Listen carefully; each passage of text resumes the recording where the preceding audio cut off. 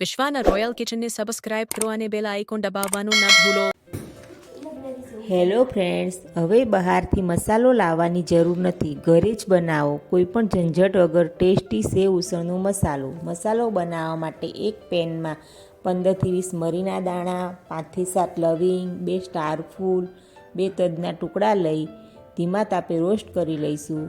તેમાંથી સુગંધ આવવા લાગે પછી ધાણા, વરિયાળી, 2 તેજપત્તા, લાલ મરચાં બધું નાખી અને તેને પણ શેકી લઈશું.